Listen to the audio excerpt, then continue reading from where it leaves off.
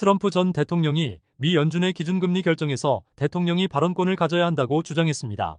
그는 나 같은 경우 많은 돈을 벌었고 매우 성공적이었으며 대부분의 경우 연준 위원이나 의장보다 더 나은 직감을 갖고 있다고 생각한다고 했습니다. 또 연준은 매우 흥미로운 존재라며 연준이 많은 잘못을 저질렀다고 지적했습니다.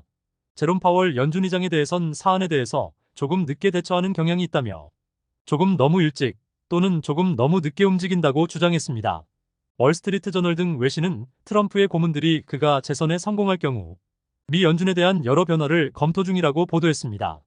연준이 금리 결정을 내릴 때 대통령과 상의하도록 강제하는 방안과 재무부의 연준에 대한 감독 권한을 부여하는 것 등이 포함됐습니다.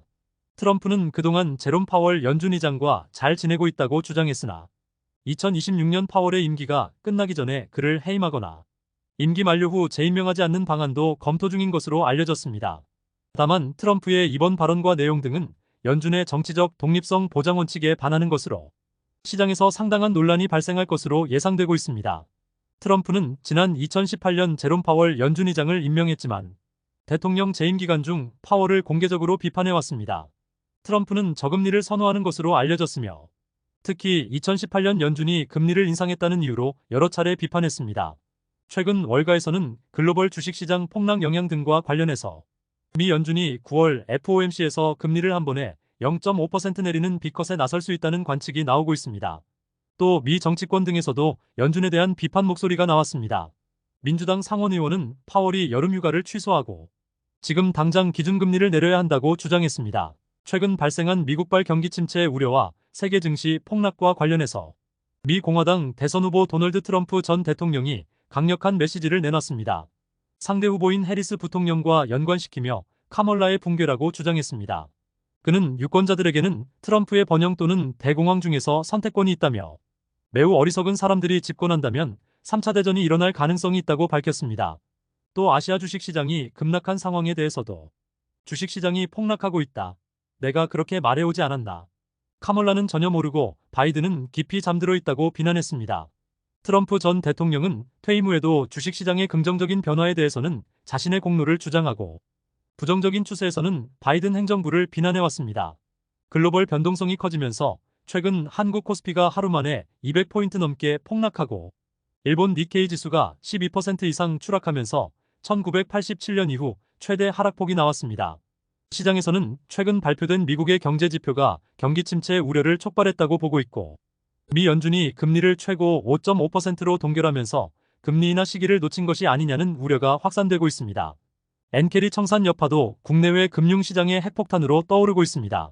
금융감독원에 따르면 지난 6월 일본계 자금의 국내 상장 주식 보유액이 16조 2,910억 원으로 작년 말부터 15조 원을 넘어서는 등 증가 추세가 이어지고 있습니다. 변수는 최근 일본이 기준금리 인상을 결정하면서 일본계 자금이 국내 증시에서 이탈할 가능성이 높아졌다는 분석입니다.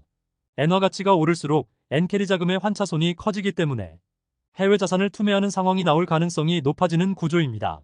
우치다 시니치 일본은행 부총재가 금융자본 시장이 불안정한 상황에서는 추가로 금리 인상을 하지 않겠다고 밝혔습니다. 최근 일본 중앙은행이 기준금리를 인상한 이후 전 세계적으로 주가가 급락했고 금리 인상 시기를 잘못 선택했다며 전 세계의 비난이 쏟아졌습니다. 우치다 부총재는 결국 당분간 현 수준에서 금융 완화를 계속해갈 필요가 있다면서 금리 인상을 추세적으로 이어가는 방향에서 한 발 물러섰습니다. 그는 정책 금리를 계속 인상할 것이라는 생각은 결국 경제와 물가 전망이 실현되어 간다는 조건이 붙어 있다고도 전했습니다. 다만 최근의 주가 급변동과 관련해선 미국 경제가 연착륙할 가능성이 높고 펀더먼털이 크게 달라지지 않은 상황에서 시장의 반응이 과하다는 인식도 밝혔습니다. 미 연준의 금리 정책에서도 시장에서 기대하는 긴급 조정은 없을 것이란 전망입니다. 골드만삭스 CEO는 일각에서 제기된 연준의 긴급 금리 인하설과 관련해서 적어도 9월 이전까지는 미 연준의 아무런 조치도 볼 수 없을 것이라고 했습니다. 시장에서 우려한 7월 고용지표 또한 끔찍한 수준이 아니었으며 사람들의 예상치보다 약했을 뿐이라고 일축했습니다. 엔캐리 트레이드 충격 때문이라고 분석되는 최근의 흐름은 좀 더 길게 갈 수 있다고 봤습니다. 그동안 시장이 매우 강한 상승세를 보인 이후 조정을 받고 있다고 생각한다며 건전한 현상일 수 있지만 단기적으로는 변동성이 더 커질 것이라고 전망했습니다. 미 연준의 B컷 가능성이 높아지면서 국채투자 잔고가 22조 원을 돌파했습니다. 미국발 경기 침체 우려가 커졌다는 신호가 나오면서 채권 투자자들이 막바지 국채 투자로 집중되고 있습니다.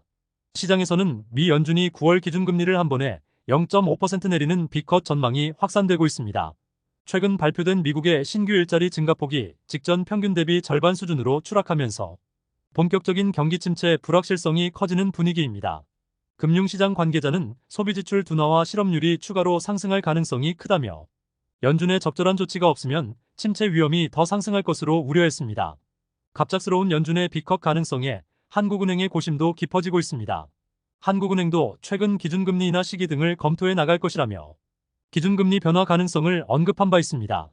그러나 부동산과 환율 등 불안 요소가 여전한 상황에서 예상보다 큰 폭의 금리 인하 또한 리스크가 크기 때문에 어려운 상황입니다.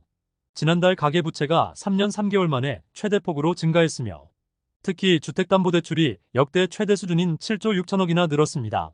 스트레스 DSR 2단계가 연기된 상황에서 과도한 금리 인하 기대감은 또다시 시장의 대출 수요 증가를 자극할 수 있는 불안 요인입니다. 예상과 달리 연준이 9월부터 큰 폭의 금리 인하에 나서더라도 한국은행이 따라서 금리 인하 속도를 맞추긴 어렵다는 분석입니다. 오히려 시장 상황에 제때 대응하지 못하는 것이 더 큰 리스크라며 최악의 시나리오로 갈 수 있다는 우려도 나오고 있습니다. 최근 투자의 규제로 불리는 워런 버핏이 애플 보유 지분 절반을 팔았습니다. 시장에서는 미국의 경기 침체를 대비한 것이란 분석이 나오고 있습니다. 국내 경제 상황도 경기 침체 우려가 확산되면서 불확실성이 커지고 있습니다. 기업들이 리스크 해지를 위해 단기자금 의존도를 높이는 상황입니다.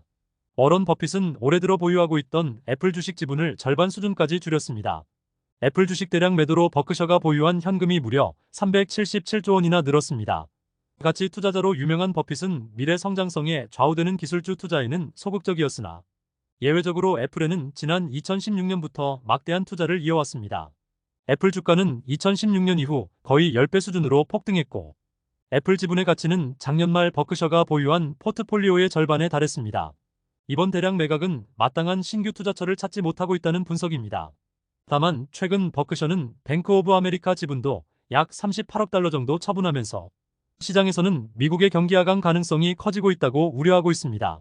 실제 활황세가 이어지던 미국 증시가 최근 이틀 연속 폭락했고 분위기가 급변하면서 경기 침체가 시작됐다는 비관론이 급속도로 퍼지고 있습니다. 국내 기업들도 최근 회사채 상환에 집중하면서 위기 상황에 대비하고 있습니다. 신규 자금 조달보다는 부채를 줄이는 데 주력하고 있습니다.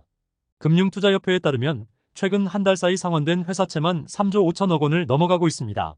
일반적으로 기업들은 경기 불확실성이 커질수록 장기자금 조달을 선호하는 편입니다.